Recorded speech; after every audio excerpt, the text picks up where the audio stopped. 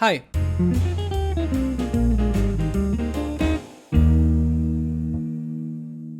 In this video I will teach you the difference between a polyrhythm and a polymeter, as well as some tips to actually put them into practice. Both concepts are mostly used today in progressive rock and metal, but naturally its origins come from jazz and classical music, as well as Indian compositions known as Konnakol. First thing first, what is a polyrhythm? Music is written for the most part in notes that equal a 4th, 8th, 16th, 32nd and 64th fraction of a bar.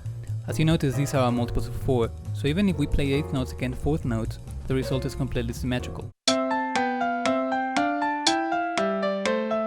So here, every 2 notes of the main melody, there's one on the bass.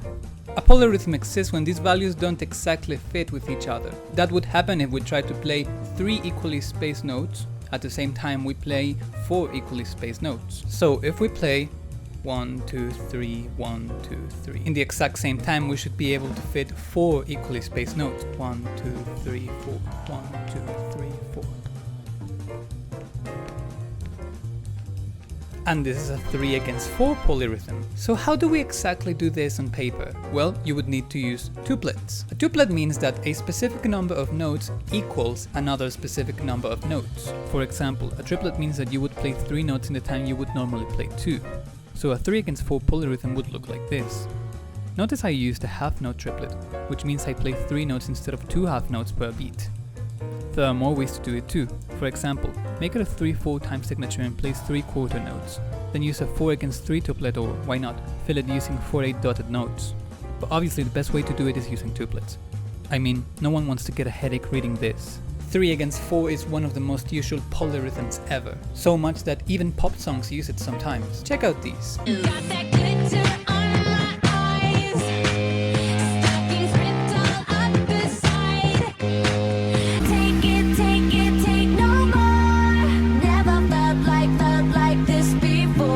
These are 3 against 4 polyrhythms, at least for a short time. The thing with these polyrhythms is that they adjust after a few notes, so it doesn't go on and feels, you know, odd, but it's still very interesting. However, polyrhythms can be as complex as 8 against 9, as in this Chopin's composition.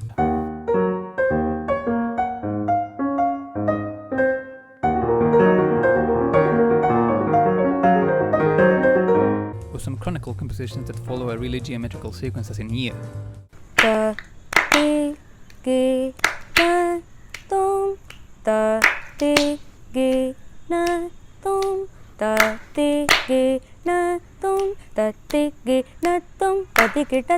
Composer and YouTuber David Bruce made a whole video about it, so please check it out. If you want to get a full grasp on polyrhythms and study them properly, I advise listening to the piece Emergence Puzzle by mathcore band Psyopus. It's actually how I started to understand and feel polyrhythms in the first place.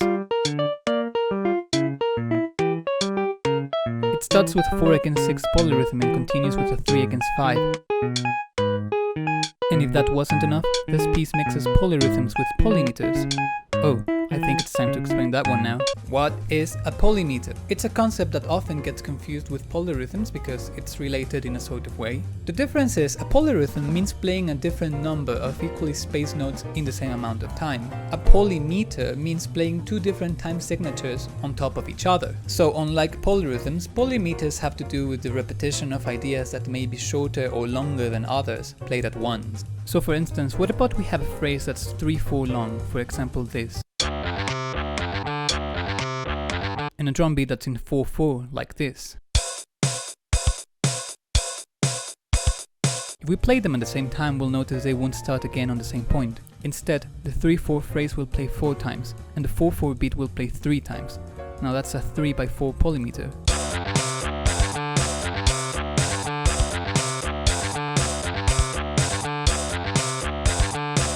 You can practice them with a friend by doing this. One of you counts to 3 and claps on the 1. The other one counts to 4 and claps on the 1 as well.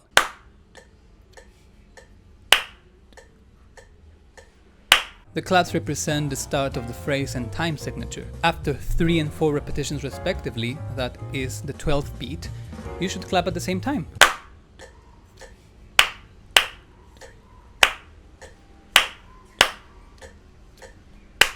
and the polymeter has become full circle. A band that very often uses polymeters is Tool, which precisely has a 3/4 example on lateralis.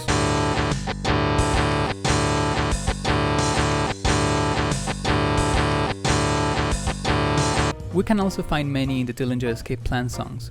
For example, the song Horse Hunter has a really nice one that combines 7/8 guitar riff with drums in 6/8.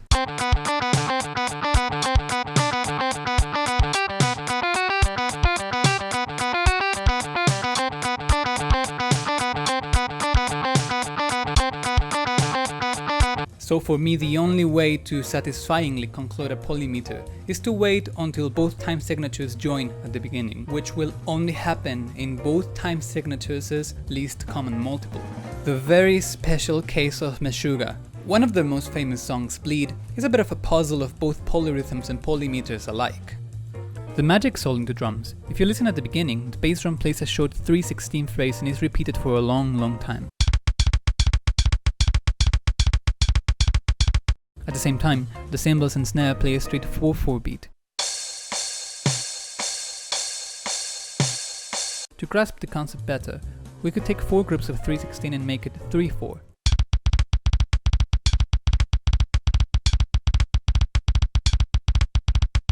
So as I've explained, this would make a 3/4 over 4/4, which means it only comes together after 4 and 3 repetitions respectively.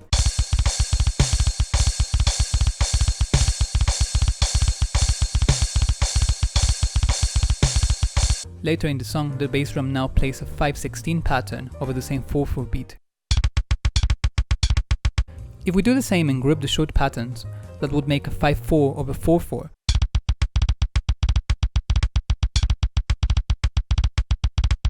Which means it comes together at, you guessed it, 24.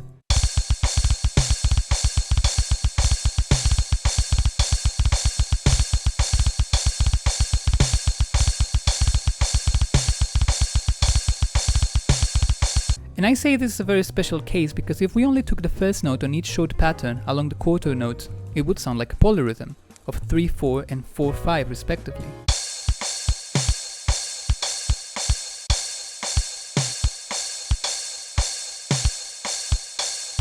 And the song goes on and on, playing with different combinations of time signatures, which is what makes it so difficult to play. And that brings me to the question, how to actually play polyrhythms and polymeters? Well, in both cases you definitely have to get used to the way it feels. Listen to as much polyrhythmic music as possible and it will become natural with time. If you're trying a new combination, I advise writing it down in a music software and listen to it repeatedly. In a few minutes you should be able to listen to it as a single beat and not the combination of two. If you don't want to use computers because it's cheating, write the numbers down in a piece of paper and circle the beats. For example, if you want to play a 3/5, write 3 rows of 5 and circle every third number in the sequence in one color, and all the ones in a different color.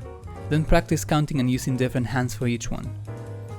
Well, that's it, and I hope it's all very clear. If you liked the video, don't forget to subscribe for more music related videos every Wednesday. It will really help me continue on YouTube full time. I'll see you soon.